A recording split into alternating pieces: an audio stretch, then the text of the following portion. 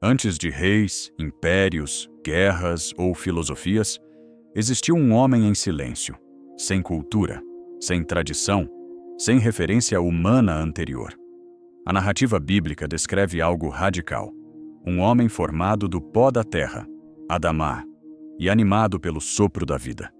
Adão não nasce em uma sociedade. Ele nasce em um mundo ainda sem linguagem estruturada, sem costumes e sem memória coletiva. O primeiro homem não herdou conhecimento. Ele inaugurou a experiência humana. E talvez o maior mistério não seja sua criação, mas o silêncio em que foi forjado. Na tradição bíblica, Adão não é apenas um indivíduo. Ele é o arquétipo do homem consciente. Textos antigos do Oriente Próximo também falam de figuras moldadas da terra, como na epopeia de Gilgamesh, onde Enkidu surge da natureza bruta. Isso não prova equivalência histórica direta, mas revela uma memória coletiva antiga sobre o surgimento do homem como ser que desperta. Do ponto de vista científico, o Homo sapiens emerge entre 200 e 300 mil anos atrás. Um animal que, de repente, começa a simbolizar, enterrar seus mortos e criar arte rupestre. O que muda não é o corpo, é a consciência. Adão representa esse salto. O momento em que o homem deixa de apenas sobreviver e começa a perceber que existe.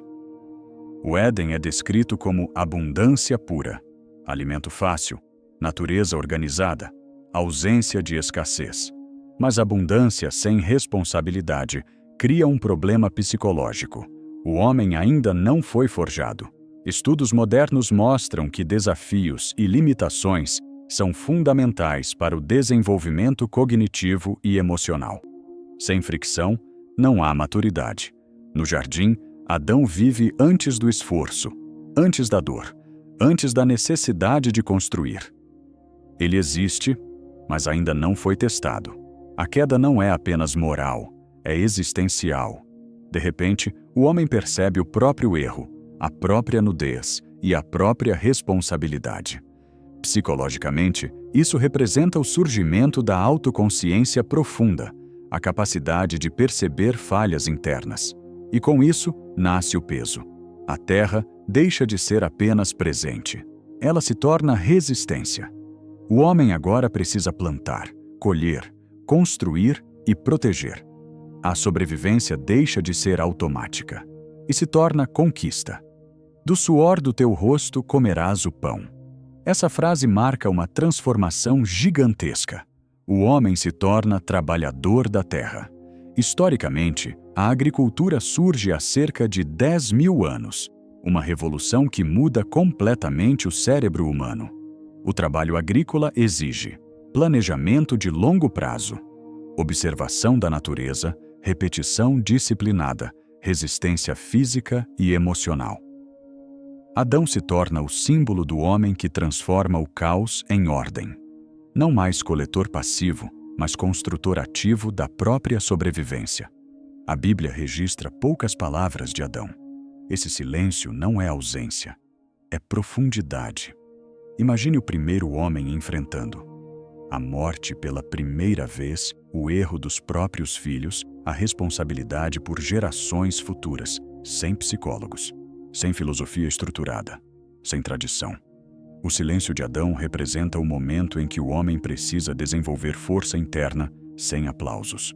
Na psicologia moderna, isso é chamado de resiliência primária, a capacidade de enfrentar o desconhecido sem mapas prévios. Antropólogos descrevem o ser humano primitivo como um aprendiz constante.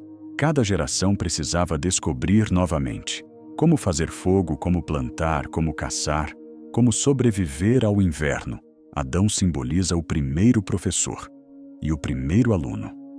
Ele não herdou civilização, ele iniciou processos, e isso revela algo poderoso.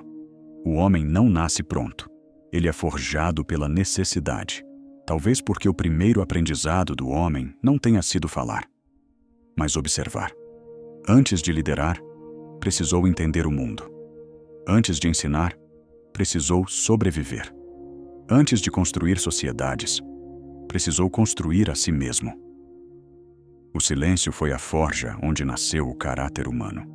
Todo homem começa em abundância infantil e, inevitavelmente, é lançado no mundo real, onde precisa plantar, construir, suportar o peso da própria existência.